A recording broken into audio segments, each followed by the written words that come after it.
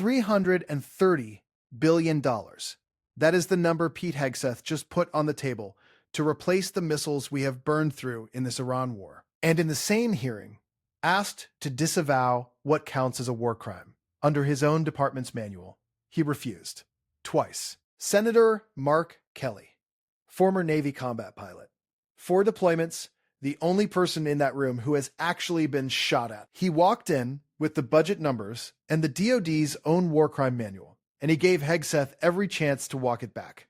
Watch what happens and hit subscribe right now before this one gets buried. Thank you, Mr. Chairman. Gentlemen, thank you for being here. Secretary Hegseth, safe to say that our weapons like SM-3s, Tomahawks, Patriot missiles have capabilities that are unmatched. That's why they cost a lot, take a long time to produce. Your budget requests $31.8 billion to expand production capacity for critical missile stockpiles. Is that correct? 31.8?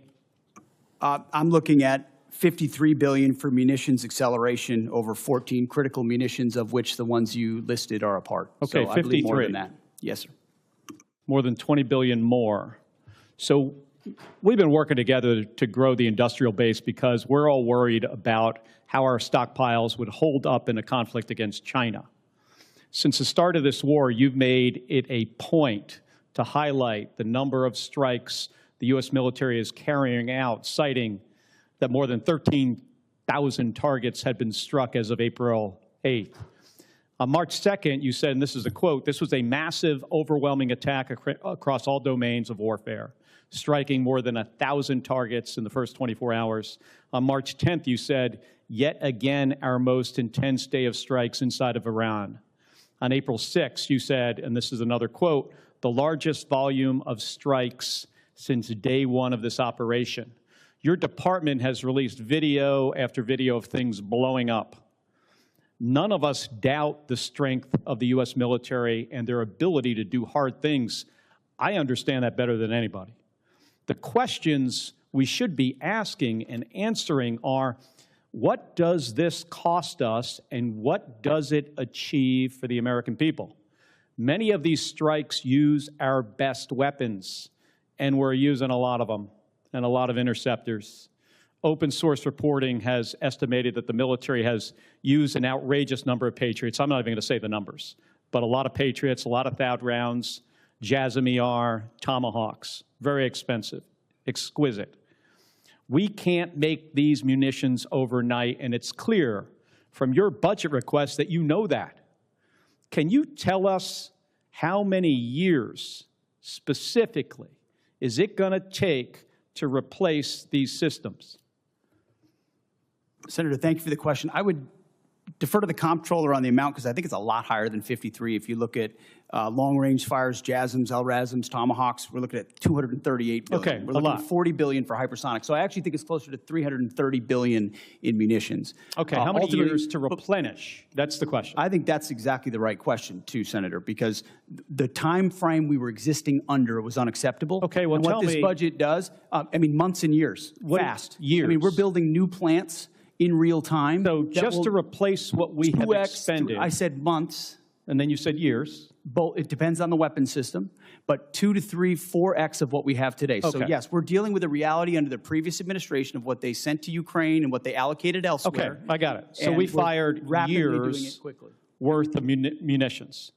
And it is clear that these are being expended to try to achieve some objectives. That was the plan. But, Mr. Secretary, this war is stuck. The Strait of Hormuz is closed. The Iranian regime is in place.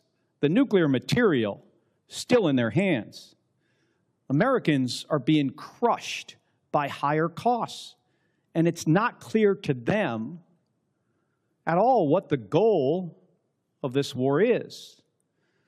So, I've got about a minute, and I want to go to another topic. I saw your hearing yesterday, and I'm going to give you one more chance to address a question here. It's my understanding that the definition of no quarter is that legitimate offers of surrender will be refused, or that detainees will be executed. Is that your understanding of the definition? The only entity that would kill detainees or target civilians is the Iranians, and they're the ones being crushed. So is the Iranian military and their military capabilities. The question is, do I you disagree understand, completely with your articulation. No, do you understand the definition that I just read you? Because that's the definition from your department's Law of War manual. Is that your understanding? And I'm gonna just get to the point here. We fight to win and we follow the law, Senator. Okay, so your quote was, "We will keep pushing, keep advancing, no quarter, no mercy for our enemies."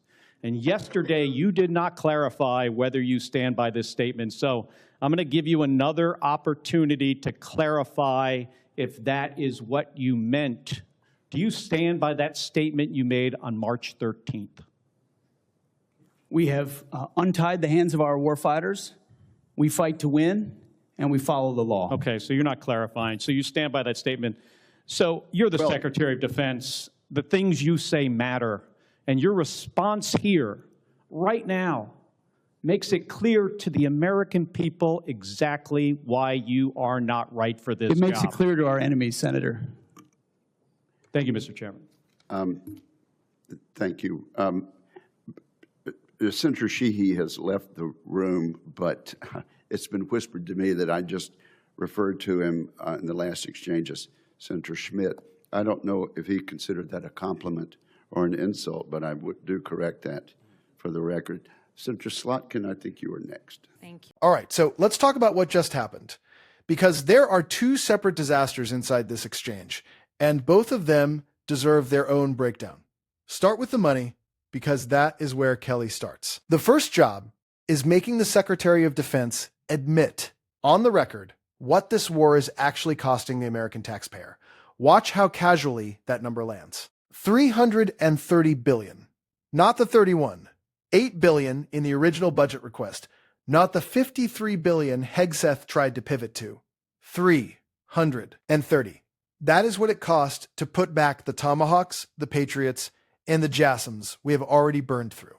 13,000 strikes by April 8th. The Pentagon has been pumping out hype videos of things exploding while quietly spending the equivalent of 9 federal education budgets on missiles we cannot manufacture fast enough to replace. And here is what Kelly forced him to admit out loud.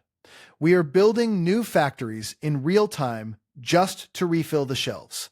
Months for some weapons, years for others. So, when the Secretary of Defense tells you we are running at 2 to 4 times the current production rate, what he is really saying is the cupboard is bare and we are sprinting to fill it before China notices. Listen carefully to this next part. Kelly is not done. This is where the hearing turns. Kelly stops on the money and pivots to what Hegseth said on March 13th. Direct quote, "No quarter, no mercy for our enemies." End quote.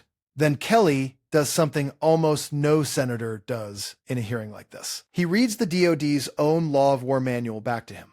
The official definition of no quarter, according to the Department of Defense itself. Refusing legitimate offers of surrender, executing detainees. That is not edgy rhetoric. That is the textbook definition of a war crime under U.S. military law. And Hegseth was given 2 chances to walk it back. He took neither. Watch his face right here. A senator just read the legal definition of a war crime, sourced from his own department, and asked him a yes or no question. The cleanest answer in the world was, "Senator, I misspoke. We follow the law of war." 1 sentence. Done. Instead, he tries to flip it onto the Iranians, then retreats into a slogan about untying the hands of our warfighters. That is not an answer. That is a man who knows exactly what he said and refuses to take it back. Here is the part every voter needs to hear, regardless of how you feel about Iran. Kelly's exact words. This war is stuck. The Strait of Hormuz is closed. The Iranian regime is in place. The nuclear material is still in their hands. Read that again.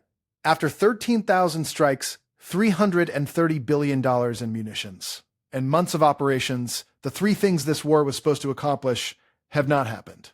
The Strait, where roughly 20% of the world's oil flows through, is shut. Gas prices at home reflect that. Americans are paying for a war the Pentagon will not even define an exit from. And then Kelly delivers the line that should have ended this nomination a year ago. Quote, "Your response here, right now, makes it clear to the American people exactly why you are not right for this." End quote.